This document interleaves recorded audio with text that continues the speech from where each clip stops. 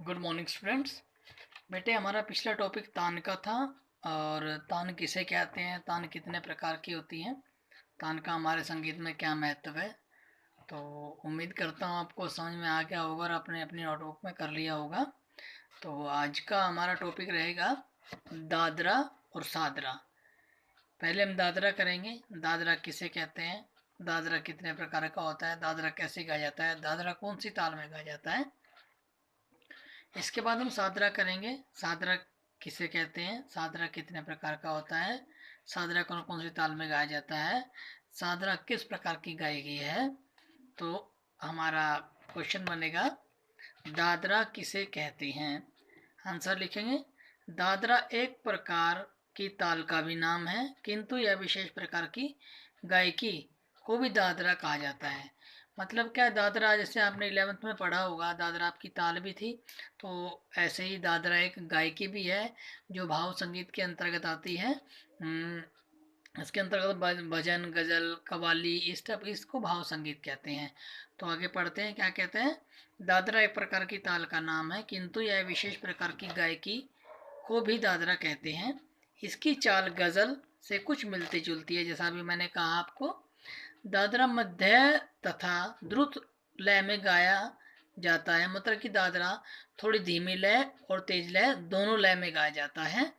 इसमें प्राय श्रृंगार रस के गीत होते हैं। इसमें प्राय श्रृंगार के रस के गीत होते हैं। इसमें किसी की तारीफ की जाती है, या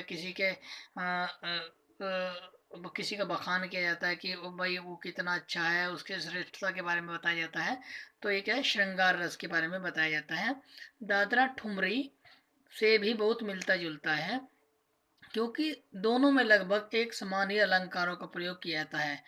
जैसे ठुमरी में एक शब्द को ही कई प्रकार से गाते हैं, और इसी प्रकार से दादरा में भी हम उसी प्रकार से गाते हैं। एक शब्द को लेके उसको भिन्न भिन्न प्रकार से अलग अलग ढंग से गाते हैं, जिससे सुनकर श्रोता का मन प्रसन्न हो जाए और सुनने में वह अच्छा लगे।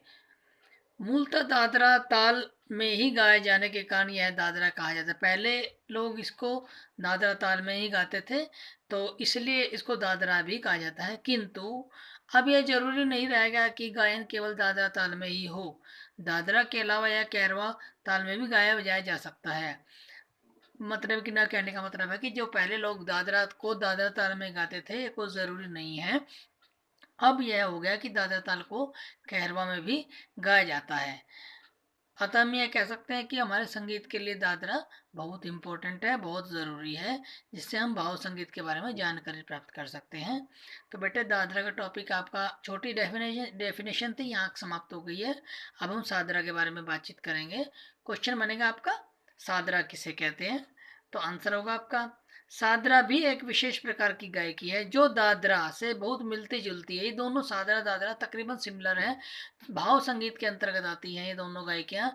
अब आपको पता है, भाव संगीत गजल, भजन, ठुमरी, टप्पा आप इनको जानते हो, लेकिन ये सादरा दादरा भी एक गायकियाँ भाव संगीत के अंतर्गत ही आती हैं।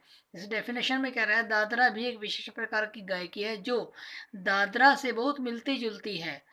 सादरा को एक विशेष प्रकार का तेज गति में गाया जाने वाला ध्रुपद भी कहा जाता है। ध्रुपद एक प्योर क्लासिकल होता है, लेकिन दादरा क्लासिकल नहीं होता, जो आम तौर पर झपताल में गाया जाता है। यह झपताल में गाया जाता है, लेकिन आजकल इसे कैरवा, दादरा, रूपक, झपताल आदि तालों में भी गाया जा सकता है। परंतु ठुमरी गायन, ठुमरी गायक भी सादरा भली प्रकार से गा लेते हैं। जो ठुमरी गाते हैं, जो संगीतकार ठुमरी गाने वाले होते हैं, वो सादरा को भी अच्छे से गा सकते हैं। इसके गीतों में प्राय श्रृंगार रस ही अधिक मिलता है। मतलब कि इसके गीतों में भी श्रृंगार रस मिलता है। भाई उनकी तुलना की जाती है, भाई वो इतने सुंदर थे, वह राजा ऐसे थे, उन राजाओं ने ऐसा काम किया। वो श्रृंगार रस, उनके बारे में परिचित का परिचय कराना, वो श्रृंगार रस कहलाता है। तो ये श्रृंगार रस का अधिक मिलता जुलता है। सादरा गाने के लिए कंठ सुरीला और दमदार होना जरूरी है।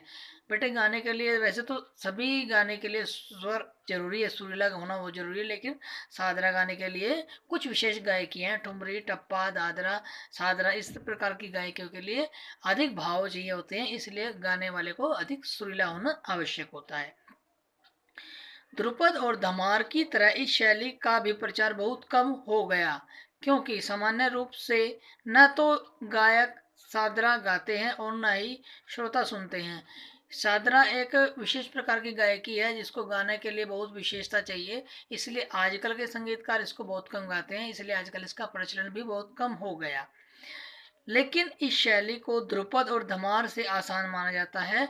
लखनऊ के दूल्हे खां और उनके पुत्र स्वर्गीय अहमद खां सादरा गायन के बड़े ही अच्छे कलाकार थे।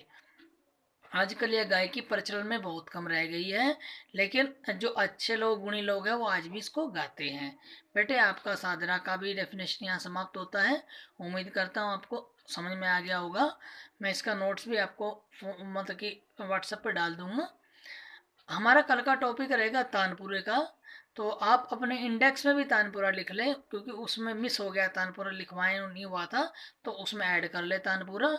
और कल का हमारा टॉपिक रहेगा तानपुरा। तानपुरा किसे कहते हैं, गाने में तानपुरे का प्रयोग कैसे होता है, उसके कितने प्रकार होते हैं, और उसके कौन कौन से अंग होते हैं, मतलब कि पार्ट क्या क्या होते हैं, और तानपुरे को कैसे मिलाया जाता है, किस प्रकार तानपुरे इस पे गाया जाता है। आज का टॉपिक बेटे आपका यहीं समाप्त होता है। Thank you.